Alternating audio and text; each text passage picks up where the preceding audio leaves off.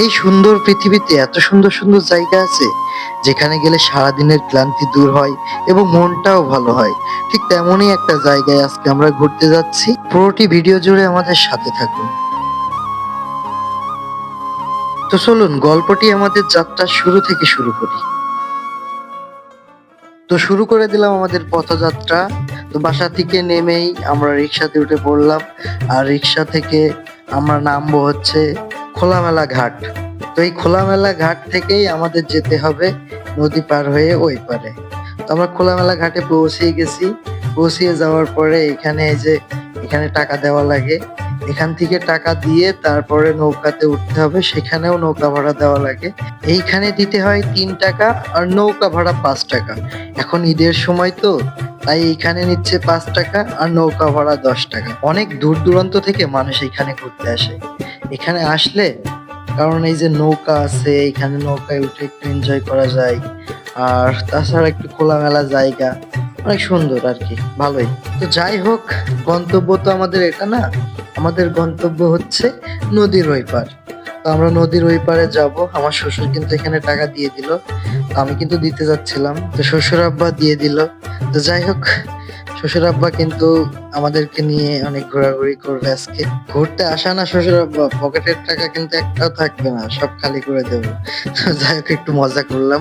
তো আমরা গুটি গুটি পায়ে সিঁড়ি থেকে নিচে নেমে যাচ্ছি। নিচে নেমে যাওয়ার পরে ওইখান থেকেই নৌকায় ওঠা লাগবে। তো অনেক সময় কি হয়, এখানে নৌকা সিরিয়াল থাকে। তো এখানে কিন্তু কম বেশি ভালোই মানুষজন যাতায়াত করে। এক কথায় এটা একটা ওই পার এপার যাওয়ার জন্য সব থেকে উত্তম জায়গা। চলে আসলাম, আমরা নৌকায় উঠে পড়বো এখনই। আমরা কিন্তু আসার সাথে সাথে নৌকাটি পেয়ে গেছি, কোনো সমস্যা হয়নি। তো আমরা উঠে পড়লাম। নৌকায় উঠার পরে যে ফিলটি আমি পেলাম সেটা মুখে বলে বোঝানোর মতো না।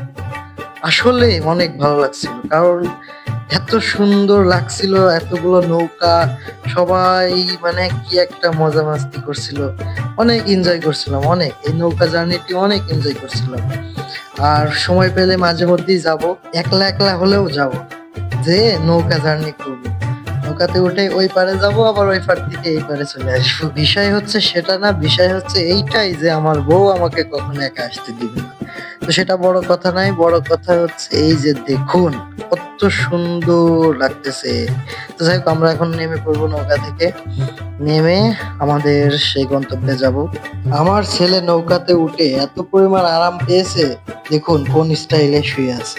এত সুন্দর একটা পরিবেশ, মৌকে বললাম একটু হাত নাড়াও। তো যাই হোক, সে হাত নাড়ালো। তো এখন আমরা চলে যাব এইখান থেকে, অটোতে উঠবো। অটোতে উঠার পরে চলে যাব Sharif housing, dream park and food cart. তো এই যে চলে আসছি, এখান থেকে টিকিট নেওয়া লাগবে। আমি 5টা টিকিট এখান থেকে কেটে নেব। তো এক একটা টিকিটের দাম 50 টাকা। ঈদের আগে নাকি কোনো টিকিটের টাকা নিত না, এখন নাকি টাকা লাগে। এটা আমার শ্বশুর বলছিল, কতটুকু সত্য সেটা আমি জানি না।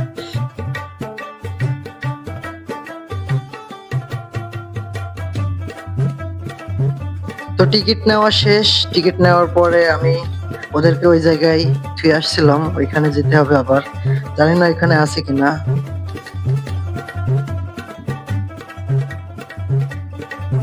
তো এই যে দেখতে পারতেছেন, এইটাই হচ্ছে এই পার্কের মেন গেট। তো এই মেন গেট থেকে আমরা ঢুকবো। আরো গেট আছে হয়তো, বা অন্যান্য সাইডে গেট থাকলেও থাকতে পারে। তো এটা হচ্ছে মেন গেট, এটাই জানি আমি। তো ভিতরে প্রবেশ করে গেলাম। আর ভিতরে প্রবেশ করার পরে যা দেখতে পারলাম সেটা আসলেই অবাক করার মতো। তো সেটা দেখতে হলে আপনাদের অবশ্যই দ্বিতীয় পার্ট দেখতে হবে। তো সবাই ভালো থাকবেন, সুস্থ থাকবেন, আল্লাহ হাফেজ।